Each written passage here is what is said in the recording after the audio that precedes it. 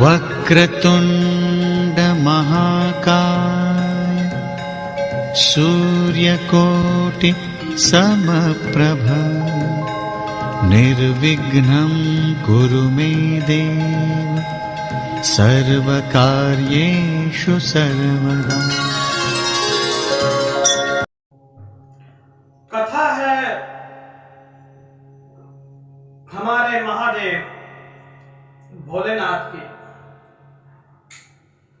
इनके मंदिर या शिवलिंग आपको कहीं भी चले जाएं, यहां तक कि विश्व के किसी भी कोने में चले जाएं, तो आपको कहीं ना कहीं भोलेनाथ जी के दर्शन हो ही जाएंगे। कथा इस प्रकार से है कि एक बहेलिये ने, जो कि जंगल में रहता था, वह नहीं जानता था कि भगवान को क्या पसंद है और क्या नहीं पसंद है। बहेलिया मांस खाता था, तो उसने सोचा क्यों ना महादेव जी को मांस का ही भोग लगा दें। कथा यहां से आरंभ होती है। एक जंगल था, जंगल में एक शिवलिंग विराजमान था। शिवलिंग पर ढेर सारे फूल, पत्ते, धतूरा सब कुछ सजा हुआ था, लेकिन वहां पे कोई देख रेख के लिए कोई नहीं था। बहेलिये तो आप जानते ही हैं, बहेलिये का मतलब होता है शिकारी। शिकारी अक्सर रात को ही शिकार के लिए निकला करते हैं। जब वह बहेलिया रात को जंगल में शिकार के लिए निकला, तो क्या देखता है, महादेव जी अकेले हैं। उनकी देख रेख सुरक्षा के लिए कोई वहां पे विराजमान नहीं है।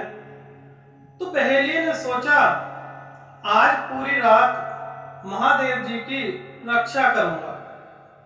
लेकिन कितना भोला है, जो दुनिया की रक्षा करते हैं उनकी रक्षा करने की सोच रहा है।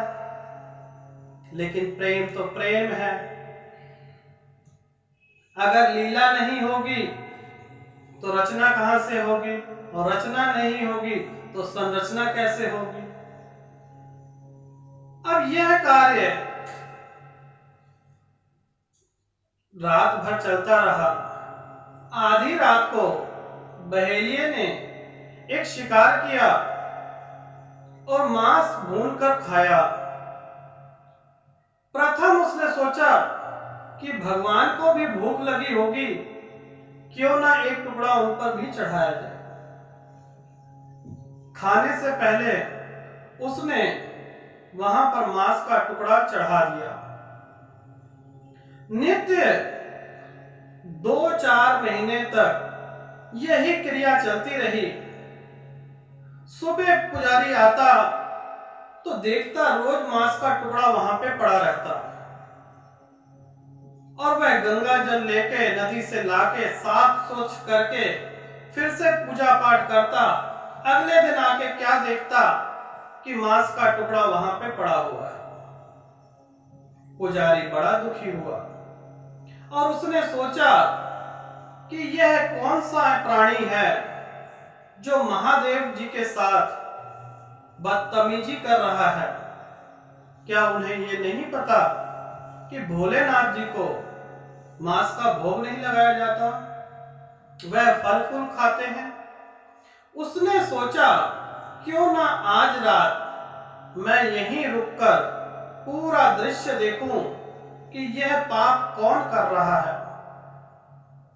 पुजारी सारी रात पेड़ के पीछे छिपकर देखता रहा कि एक बहेलिया आया, और बहेलिये ने पहले साफ सफाई की और एक पेड़ पे चढ़ गया। वहां से एक हिरण गुजरा, उसको उसने अपना शिकार बनाया। शिकार बनाने के पश्चात लकड़ियों पे भूनकर खाने से पहले भगवान महादेव जी के चरणों में अर्पण किया, शिवलिंग पे अर्पण किया, वैसे ही ब्राह्मण निकल आया और कहने लगा, हे दुष्ट, ये तू क्या कर रहा है? तो आप जानते ही हैं, भोलेनाथ का भक्त भी भोला, कहने लगा कि जिस प्रकार से मुझे भूख लगती है, भोलेनाथ जी को भी भूख लगती होगी। उनमें इतनी टकरार बढ़ गई कि भोलेनाथ जी ने स्वयं उस शिवलिंग से प्रकट होकर उस बहेलिए को कहा कि तुम मेरे परम भक्त हो और मैं तुमसे बहुत प्रसन्न हूं, और तुम जब मैं राम अवतार लूंगा तब तुम मेरे वंशज बनो। जानते हैं वह बहेलिया आगे चलकर हनुमान जी की सेना में भी शामिल हुआ, लेकिन अब बात कहां पे अड़ गई?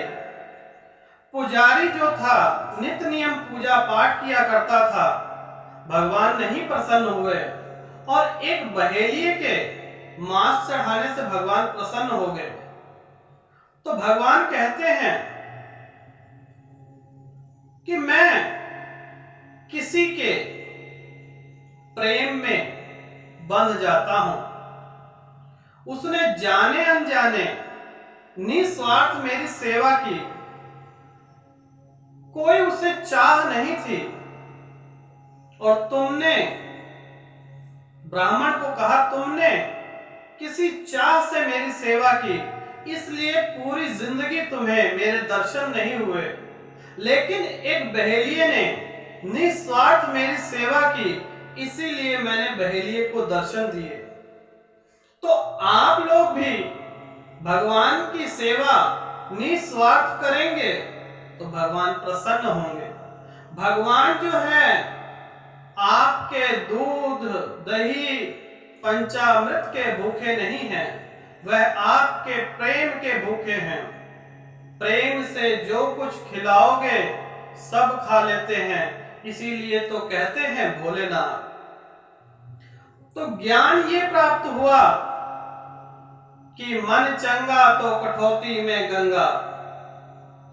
बहेलिए ने निस्वार्थ भोलेनाथ जी की सेवा की और भोलेनाथ जी प्रकट हुए, जो कि एक ब्राह्मण से नहीं प्रसन्न हो सके। तो आप भी नित्य नियम भगवान को जो भी खाते हैं उसका भोग लगाएं, प्रसाद महाप्रसाद बन जाएगा। आपके घर में भी धन दिन दुगना रात चौगुना, घर परिवार में सुख शांति समृद्धि का वास हो।